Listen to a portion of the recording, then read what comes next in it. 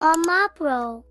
大家好，又係我阿毛同大家傾創業。今次同大家講下共享經濟，尤其以共享辦公室為首。究竟頂手呢種共享理念嘅生意有咩需要注意呢？首先，共享辦公室就係以較長租期向業主租借場地，拆成多個工作室，同時以短租由眾多轉租戶承租。通常服務對象係初創及中小企。簡單而言，共享模式概念就係一個二房東營運邏輯，提供設備同裝修俾轉租戶，即場地實際使用者直接入居。涉獵市場上現有放售嘅二手共享辦公室，一般轉讓費都包括兩部分：第一係場地裝修、設備及場地使用權；第二係現有轉租戶合約。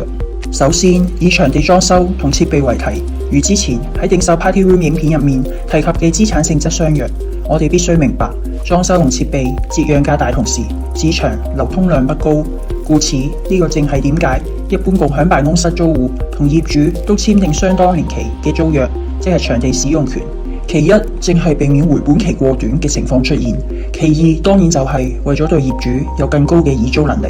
下集我哋繼續講下共享辦公室嘅租約問題。今集繼續同大家講下共享辦公室嘅租約。最能體驗長租約特徵嘅例子，可參考冇幾耐之前聲名大噪嘅 WeWork 喺佢年報上所顯示嘅資產負債表當中，最大金額嘅資產正係佢所擁有嘅場地使用權。而呢個金額嘅釐定，其中主要嘅因素就係按照租約上嘅總租期內所衍生嘅總租金價值。而喺同業主簽訂嘅租約上，一般都會訂明場地許可使用權可供轉租、分租同出借。其次就係現有轉租戶嘅合同。市場上有唔少共享辦公室務求提供彈性租借服務，向轉租戶所定下嘅租期一般相對較短，有啲係以時租、日租或月租計，更唔好講係死約條例。故此，轉租戶係有發出通知期後解除租約嘅權利。另一重點需要注意嘅係，轉租嘅一大先天缺陷就係最好拖欠租金。一般租賃嘅情況下，業主可根據物業詳情申請表同打釐印嘅租約，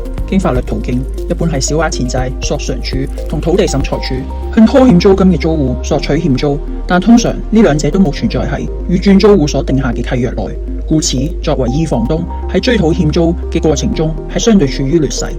今集就講到呢度，下集繼續。今集繼續同大家講共享辦公室。承上集，前二房東同轉租戶所預先收取嘅按金一般與租賃相同，二房東亦會向轉租戶收取租金按金，一般係2個月嘅月租金。且衍生到第一後，當轉租戶終止合約簽離後，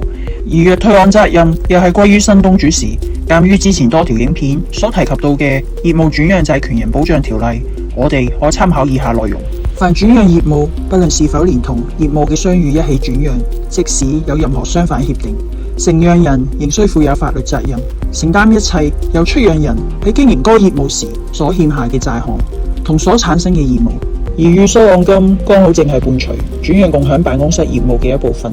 咁當中嘅轉讓費又係咪有考慮呢一筆未來現金流出呢？下集再同大家總結接手共享辦公室嘅注意事項。如果大家都中意呢啲知識嘅分享，麻煩 like、share 同 follow 我哋會定時為大家分享有關頂讓生意嘅知識。最後提提大家，你哋而家睇緊嘅係阿麥拍 Almo Pro。